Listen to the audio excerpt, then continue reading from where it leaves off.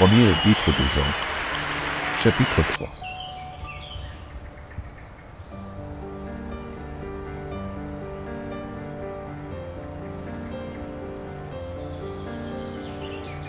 Premier épître de Jean, chapitre 3.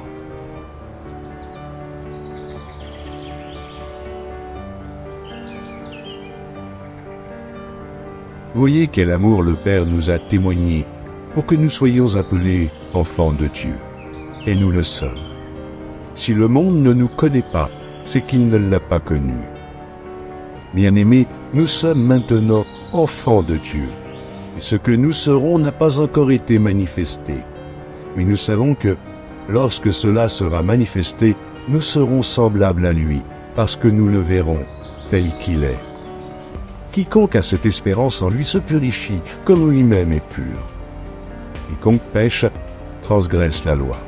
Et le péché est la transgression de la loi. Or, vous le savez, Jésus apparut pour ôter les péchés. Et il n'y a point en lui de péché.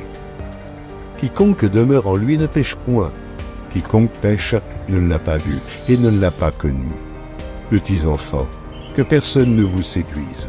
Celui qui pratique la justice est juste, comme lui-même est juste. Celui qui pêche est du diable.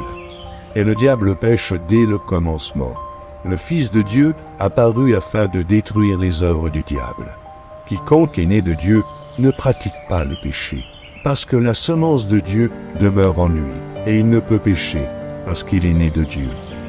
C'est par là que se feront reconnaître les enfants de Dieu et les enfants du diable. Quiconque ne pratique pas la justice n'est pas de Dieu, non plus que celui qui n'aime pas son frère. Car ce qui vous a été annoncé et ce que vous avez entendu dès le commencement, c'est que nous devons nous aimer les uns les autres et ne pas ressembler à Caïn, qui était du malin et qui tua son frère. Et pourquoi le tua-t-il? Parce que ses œuvres étaient mauvaises et que celles de son frère étaient justes. Ne vous étonnez pas, frères, si le monde vous hait. Nous savons que nous sommes passés de la mort à la vie, parce que nous aimons les frères. Celui qui n'aime pas demeure dans la mort. Quiconque hait son frère est un meurtrier. Et vous savez qu'aucun meurtrier n'a la vie éternelle demeurant en lui. Nous avons connu l'amour en ce qu'il a donné sa vie pour nous. Nous aussi, nous devons donner notre vie pour les frères. Si quelqu'un possède les biens du monde et que, voyant son frère dans le besoin, il lui ferme ses entrailles, comment l'amour de Dieu demeure-t-il en lui? Petits enfants, n'aimons pas en parole et avec la langue, mais en action et avec vérité. Par là, nous connaîtrons que nous sommes de la vérité et nous rassurerons nos cœurs devant lui. Car si notre cœur nous condamne, Dieu est plus grand que notre cœur et il connaît toutes choses.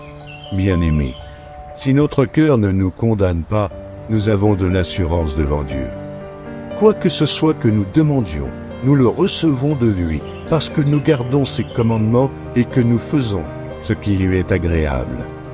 Et c'est ici son commandement, que nous croyions au nom de son Fils Jésus-Christ et que nous nous aimions les uns les autres selon le commandement qu'il nous a donné.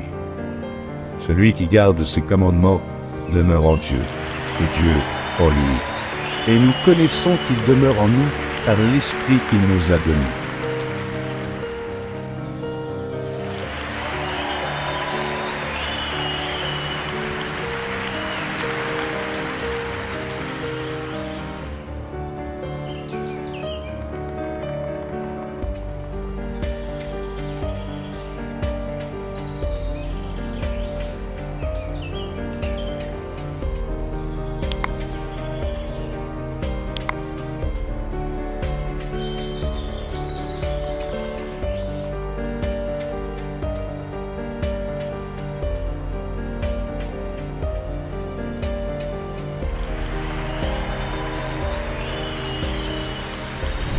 Merci d'avoir regardé.